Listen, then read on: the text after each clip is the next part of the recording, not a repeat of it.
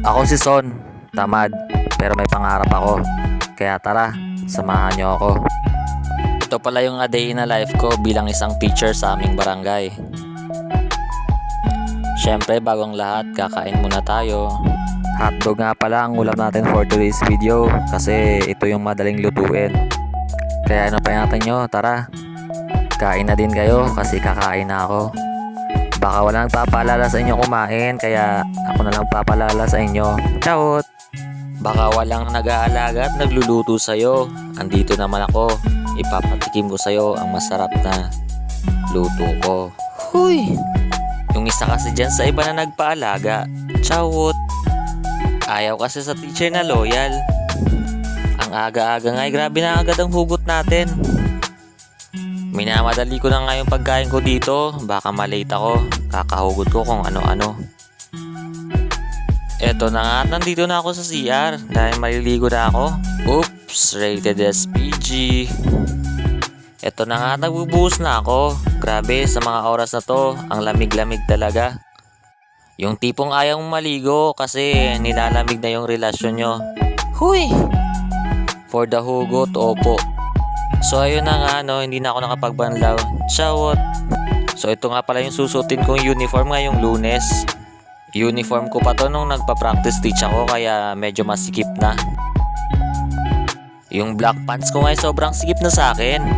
Halatang tumataba na yata ako. 4 years na kasi nakakalipas bago ko naman naisuot ito. Sinunod kong suotin na yung pantaas kong uniform. Dito nga ay hirap na hirap akong isuot ito kasi ang sikip-sikip na nga. Pero pinilit ko pa rin kahit ayaw niya. Ciao! Dito nga ay sinundo na ako ng aso namin. Ang tagal-tagal ko raw. Mag-aaral na din daw siya. Ciao! So ayun na nga at naglalakad na ako papuntang school. Ilang steps lang naman kasi mula sa bahay namin. Plaza lang naman yung pagitan. At ito na nga, nakarating na ako. Good morning children, Teacher Zone is here. Ay wala pa pala. Pagdating ko ngay agad-agad akong umupo. Akala mo ngay umakyat ng 7 bundok. Dahil sa mga oras na to ay grabe tagaktak yung pawis ko. Kaya nagpunas muna ako at nagpahinga sandali.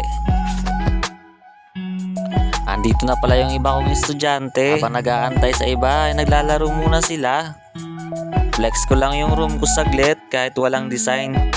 Kaya naman para sa may mga puso dyan, piso lang para sa disenyo. Wala pa kasi tayong budget, baka naman. Eto nga, naghihintay ako sa iba kong estudyante. Kasi malapit na mag alas 8, wala pa rin sila. Magmumuni muna tayo habang nag-aantay sa ibang mga bata. Iisipin ko muna kung bakit ako single. Loyal naman ako. Ciao! Ito na nga at may dumating na. Karga-karga pa siya ng nanay niya. Kaya naman mamaya ko na lang pagpapatuloy pagmumuni ko. Hindi ko na pala na-videoan ang lesson namin kasi busy na ako sa pagtuturo. Kaya diretso na kami sa pag-snack. Yung snack nga pala nila dito ay Nutriban. Yung malaking tinapay.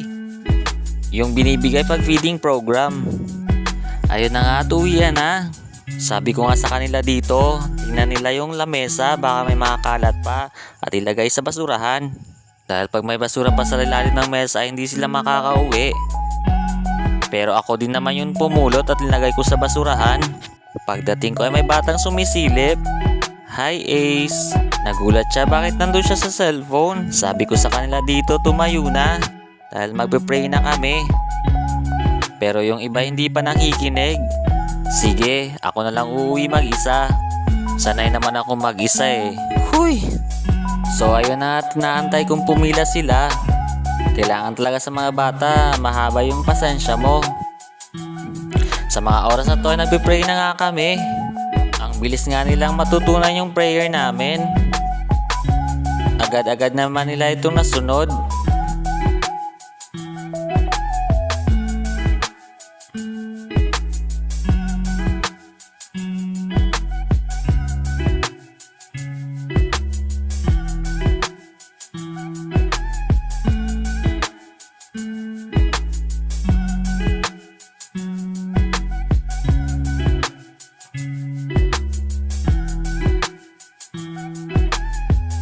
So ito na nga at pauwi na ako.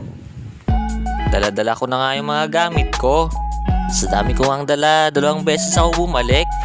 Ay, buhay guro nga naman oh. Kailangan mo talagang magsakripisyo. Eto nga't dala-dala ko ng binalikan ko. Sana lahat binabalikan. Ito pala yung may na binigyan ng estudyante ko. Salamat pala James Icon. Sana araw-araw may bumibigay. Huy! Hindi ko na malaya malapit na pala ako sa amin. Welcome pala sa munting bahay namin. So nandito na akong sa balkonahe namin. Ikot ko muna kayo para mahilo tayo. Ciao! So hanggang dito na lang nga yung video natin. Sana nag-enjoy kayo. Bye-bye! Ako si Son. Tamad. Pero may pangarap ako.